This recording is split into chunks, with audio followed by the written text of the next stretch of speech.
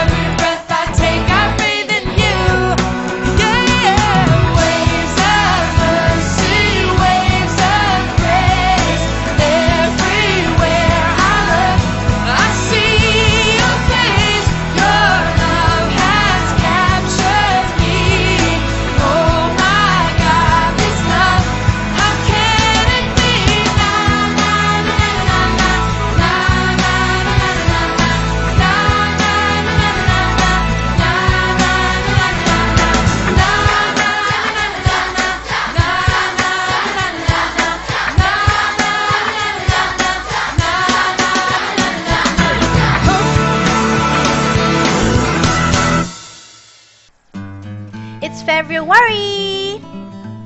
Raise both of your hands if you are celebrating your birthday this month. Happy birthday! You deserve an awesome clap! 1, 2, 3, 1, 2, 3, awesome! Happy Sunday, Awesome Kids! I'm Teacher Juliet.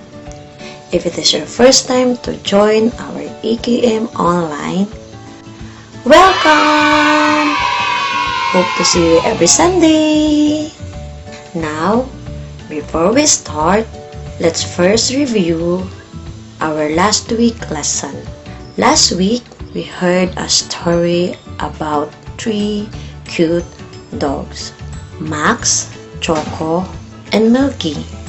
From the story, we learn that God loves us no matter what. God's love can change us. And if we have God's love in our hearts, we should share that love to other people, even if they're different from us. You can still watch that video in our YouTube channel. Now, let's pray our Awesome Kids prayer. In the name of the Father, and of the Son, and of the Holy Spirit. Amen. Dear Jesus, I love you. Keep me close to you. I want to please you, Jesus, in everything that I do. Be near me, Jesus, in my work and play. Teach me to love you, Jesus, more and more each day. Father God, thank you for gathering and meeting our kids today. Send your Holy Spirit as we honor you and celebrate your goodness inside our homes. Bless our activity today, Lord. Open our mind and hearts. Use us, Lord, to bring the light of Jesus to others. All this we ask in Jesus' name. Amen. In the name of the Father, and of the Son, and of the Holy Spirit. Amen. Enjoy our lesson!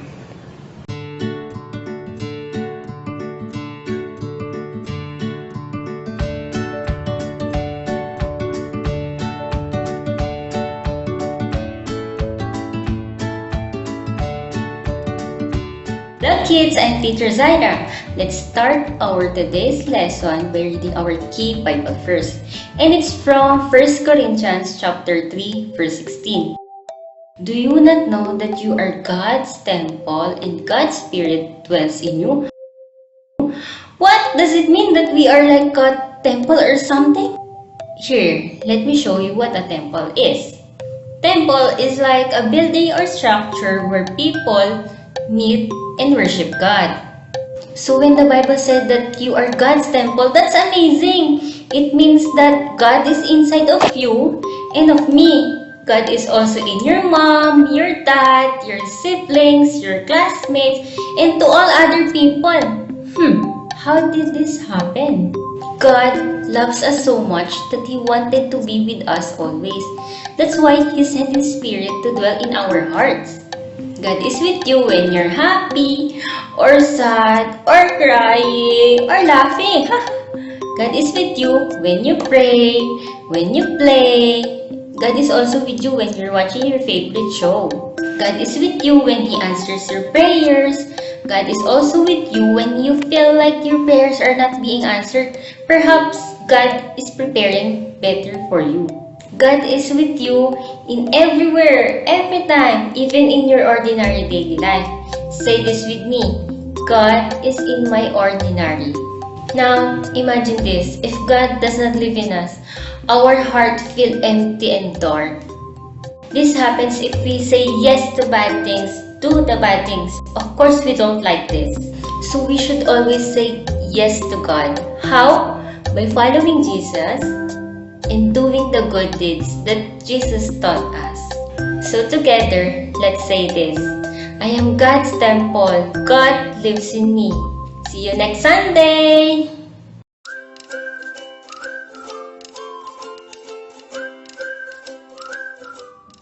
Hello kids! Today we're going to make a photo frame. Let's gather the materials that we will need. Band paper or colored paper, pen or pencil, a pair of scissors, glue, your picture, and coloring materials. Let's start! Cut a piece of band paper or colored paper into a square shape. Please ask your parents or guardian to help you.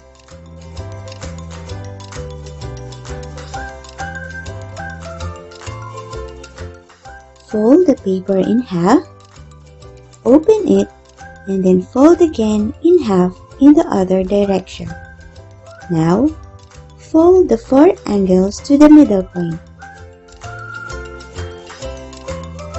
Turn the paper around and fold the sides to the middle point again.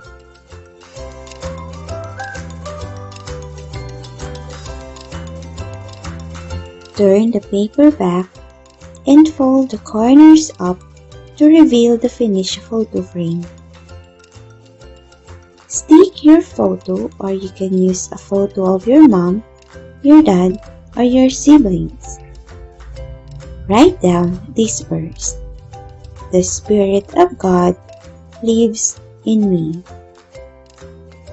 Design and color around the photo, or you can stick paper decorations or stickers around the photo frame to make it colorful and beautiful.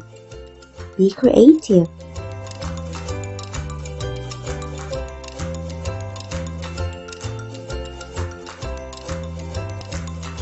Finally, you can put it in your room, or you can give it to your mom and dad as a gift. Make sure to take a picture of you and what you did and post this in the comment section of our Facebook page.